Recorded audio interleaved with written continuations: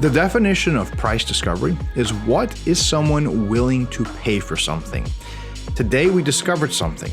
We discovered that people are willing to pay nearly 20,000 goddamn dollars for one Bitcoin. For a Bitcoin.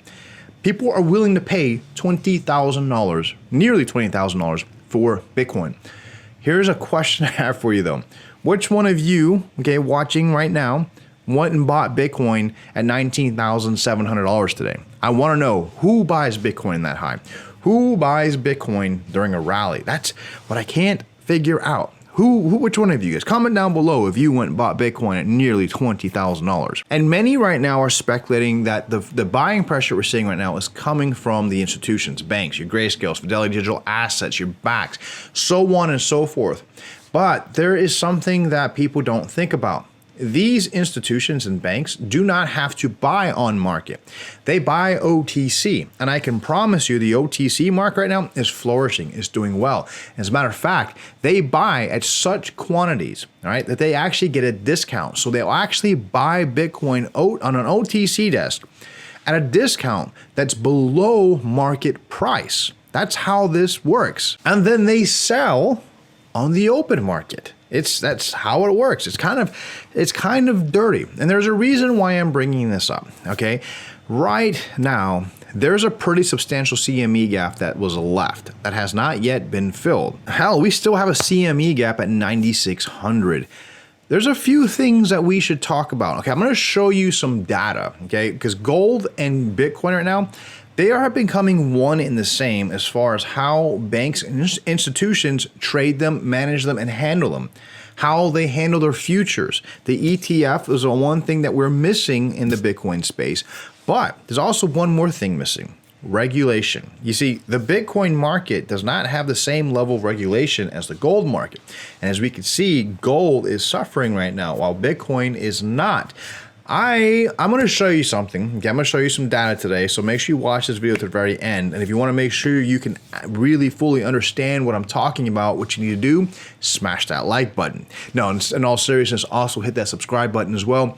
It is December. Remember what happened last December? YouTube smashed cryptocurrency channels. So right now the news is price of Bitcoin hits 19K. Hell, I mean, the price actually hit like 19,783, but it's an all-time high. We hit an all-time high, especially in the Binance exchange. There was an all-time high set there. Not sure if it counts for the entire market, but it was done there. But here's the thing. There is no fear right now in the market. We are seeing no fear. We are seeing confidence. We are seeing people get greedy. We are seeing people who bash and destroy and cut their throats if you say anything negative about the price of Bitcoin and the rally right now. This right here is what Warren Buffett talks about when he says, be greedy when people are fearful, and fearful when people are greedy. I don't know if it's in the right order, but that's what he said. So my question to you right now, okay, everybody is greedy. Everyone's being super greedy. We know this because and there's a group of people out there who bought Bitcoin at $19,783, okay? Somebody did that. A group of people did that. So there's greed out there. Where do you stand right now? Are you right now still greedy, or are you fearful? I'm really curious. I want to kind of gauge what everyone's feelings are, because I'm going to show you some stuff in today's video, okay, that it'll get you to think. It's not going to make you greedy or fearful, but it'll probably get you to think and question the motives of what these institutions are doing right now. Now, in this article, they do point out something that people should be fearful about, is the fact that there is a CME gap that does exist. It's a $1,300 CME futures gap. Now, it's not at the price of $1,300. It's a $1,300 gap in general.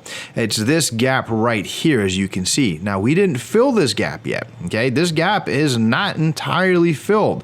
So there's still room for a correction, but people are still buying. So we're disregarding some of the indicators that tell us, hey, this is a point to where the price of Bitcoin can pull back. So somebody is super confident that even if it fills this gap, it's going to go back up. Hopefully they're right. And of course, people are still forgetting that there's a $9,600 CME gap that is still open. That has not yet been filled. If history has been any indicator for Bitcoin, history has shown that that gap gets filled. Some point, sometime, that gap will get filled. And something else that's very clear right now is not only are we seeing the price of Bitcoin going up, or not only are we seeing all-time highs with the price, hash power is going through the roof. Now, we know that Grayscale is the largest holder of Bitcoin aside from Satoshi, right? They have the largest holdings of Bitcoin. Now, what's unique about their holdings is you have to remember they hold the Bitcoin. They're the custody, right, for their clients. Their clients never get that Bitcoin. Their clients cannot use that Bitcoin. It stays within the custody of Grayscale. Grayscale manages that Bitcoin. If a client says, hey, listen, I want to buy that Ferrari. I need to get that new Learjet. There's a Gulfstream I need to go buy. What Grayscale will do is cash out that Bitcoin for them and send them USD, okay? And there's a reason I'm pointing this out.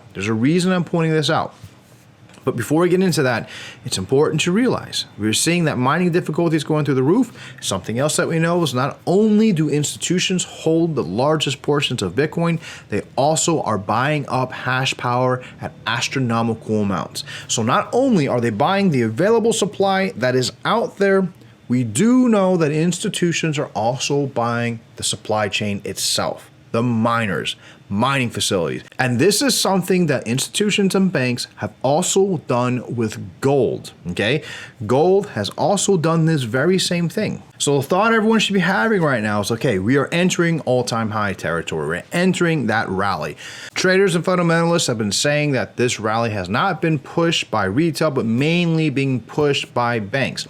Something that doesn't sit right with that is the fact that banks buy OTC. The OTC market is going really well. They buy off market OTC, and see, the incentives to buy OTC are high. There's a reason for that.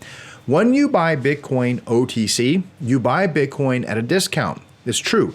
The more you buy, the more of a discount you can get. Now, there is a cap. It's not like an endless discount. There is a cap to that. If you buy up to X amount of Bitcoin, you get up to X amount of discount. And that discount could be 3 to 5% below what market price is. So they're always front running you. They're always ahead. They don't have any rules that say they cannot sell on market though. So if this Bitcoin price rally right now, okay, is being fueled by institutions, it really doesn't make sense because there's no discount here. They're buying Bitcoin that just keeps getting more and more and more and more expensive, whereas they can just go in there, take a stack of $500 million, say, hey, I want to go ahead and buy Bitcoin at the price level, okay, just because we're already here at 19,293. I want to get a 3% discount. And then bam, they buy all $500 million worth of that Bitcoin at that 3% discount at 19,200 some change. The market never moves. The Bitcoin never got more expensive. It's all done, one transaction, it's clean. Makes zero sense for these guys to go buy on market when they can get a discount. So you really have to think about that. I believe what we're seeing right now, personally, because of the fact that the OTC market is where banks buy, I do believe we are seeing FOMO. I do believe we're seeing people who already knew about Bitcoin, heard about Bitcoin, potentially saying, you know what, I'm going to take a little bit of a dip. Oh my God, I bought some Bitcoin. It went up just a little bit. I'll buy a little bit more. I think that's what we're seeing. I think we're seeing a small retail push.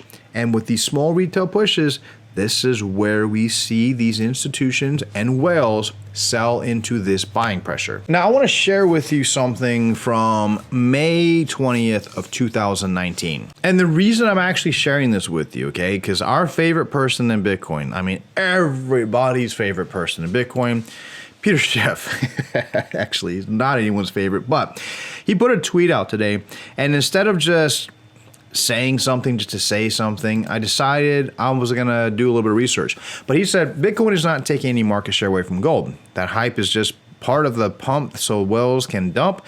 The only market where Bitcoin is taking share are for lottery tickets, sports betting, casino gaming, penny stocks, and some overpriced large cap momentum stocks. He doesn't feel that gold is losing any market share. He feels like right now what we're saying is the fact that, Bitcoin is just pumping because it's all gambling money and people aren't dumping gold for it. I thought to myself, I wonder if I can find any data aside from price, aside from the gold price, that could challenge that. And yes, if you go look at the gold price, right? If you go look at the chart over here for price of gold, it seems while Bitcoin's pumping, gold is dumping. Is that an indicator that people are leaving gold for Bitcoin? It's not a very clear one, but going back to this article, I learned a few things and did some research off of this article. Yes, gold is being manipulated, but to what extent? And this right here is clips of various gold prices and various banks being caught manipulating gold. And in this article, it talks about the European Commission has announced that there's been fraud in the foreign exchange and so on and so forth, and all the different levels of manipulation that banks have over currencies and gold. Now, this article also touches on Bitcoin back in 2019, but I don't want to focus on that. Right now, let's talk about gold and the terms fixing, rigging, manipulation, and so on and so forth. But right here, this writer gets a chance to speak to someone from the Gold Antitrust Action Committee. His name is Chris Powell. And the writer of this article asked him some very key questions to try to get a deep dive into gold manipulation and how it works. And the first thing he said right here, the very first freaking thing, is come on, we are seeing this right now. We know this music. It's done largely in the futures market, Chris told me. It's also done in the London over-the-counter market. The mechanisms are gold swaps and leases between central banks and bullions and through the sale of futures contracts. You see, if you can afford to do so with Bitcoin, it doesn't take much to manipulate the price of Bitcoin. You could very easily go in there and long Bitcoin and buy enough Bitcoin to fulfill that long contract, close that long and go short, and then sell at that point for more profits. It's not hard to manipulate it. And here's the thing about the price of Bitcoin. Here is the thing about our market. We are not regulated at all. We don't have a Bitcoin antitrust commission. We don't have anyone supervising what's happening in the price of Bitcoin or how institutions are playing or how they're damaging the retailer. We don't have any of that. As long as you don't violate the rules of the SEC, okay, you're pretty much in the clear with Bitcoin. And the SEC hasn't laid out a whole lot of framework, hasn't laid out a whole lot of definitions, hasn't laid out a whole lot of regulation as far as how the Bitcoin market is traded or how it functions. And you see something I want to point out, okay, in this paragraph right here. Everyone is boastful and happy about the fact that Grayscale owns and has so much Bitcoin. Everyone's so happy that institutions are housing so much Bitcoin. Now, let me show you a gameplay that they did with gold and tell me what you think about this. Okay, so GATA's Robert LeBourne reported on this month, March of this year. As you can see in the chart below, gold rallied between November 2018 and February when it peaked at around $13.43 an ounce. Ordinarily, you could expect inventory in the bullion-packed SPDR Gold Shares ETF GLD to continue to climb at least until then. But that's not at all what happened. 3 weeks before the price of gold peaked, the holdings in the GLD curiously began to fall. And by March 4th, the ETF had lost approximately 57.8 metric tons. And because the GLD is the largest gold ETF in the world, its value stands at $30.2 billion. As of this week, such selling will naturally impact the price of gold. Sure enough, the yellow metal soon fell below 1,300. Bitcoin does not have an ETF, but Bitcoin has a pretty robust futures market. A very robust futures market. And as the price of Bitcoin continues to climb, what is happening to our Bitcoin's futures market? Let's take a quick gander, I guess you could say, at Bitfinex's BTC USD longs. They are not correlating with what is happening right now with the price of Bitcoin. Now, don't forget, we have more futures. We actually have a futures called the CME and has demonstrated that level of power in December of 2017. So it is very clear, okay? If you actually go take the time to go look at the Bitfinex longs and shorts in correlation with the price, it seems you can almost always predict where the price of Bitcoin is going to go Almost always. You can predict where it is going to go before it happens. And it seems very apparent that the gold market is doing the same thing. We behave the same way. We are being played with the same way. Now, do I think Bitcoin will break $20,000? I actually do. I think Bitcoin is going to break $20,000. I personally think that we're going to set a new benchmark, a new FOMO benchmark, all right, around $25,000, maybe $23,500 to $25,000, somewhere in between there. I feel like we're going to hit that, and it's going to create a stir. It's going to create a craze. It's going to be a thing that everyone's going to be talking about, and I feel like at that point, the shakeout's going to happen. At that point, I feel like dreams are going to get crushed, and I feel though that $23,500 or $25,000 all-time high, and who knows, it might be more. If it's the higher, the more emotional it becomes. Wherever that mark may be though, it'll be a mark that everyone gets hungry for. It'll be like everyone will say, you'd be crazy not to buy Bitcoin because Bitcoin hit $23,500 or $25,000. It's going to hit that again. It's going to give the psychological needs for those degenerate gamblers to keep buying and keep hoping. And the hopium, well, it's, as you guys can see how it is now. It's pretty damn strong. So listen, there's opportunities right now. There's a lot of opportunities to make money. As you can see, what the guys from Bitfinex right now, they're not real optimistic on their longs, okay?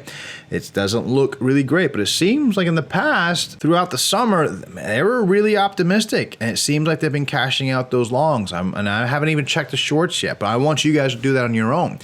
But there is money to be made in this market right now, but you just can't get sucked in to what the sheep are doing. But I really want to know if anyone out there did buy Bitcoin at 19,800 roughly. I really want to know. All right, so listen, that's all I have for today. Let's see what happens, guys. Trade carefully, all right? And look at how gold and Bitcoin, they're doing the one, they're acting the same. They're acting the same. But anyhow, I'll get out of your hair now. Hope you guys enjoy your day. Peace out.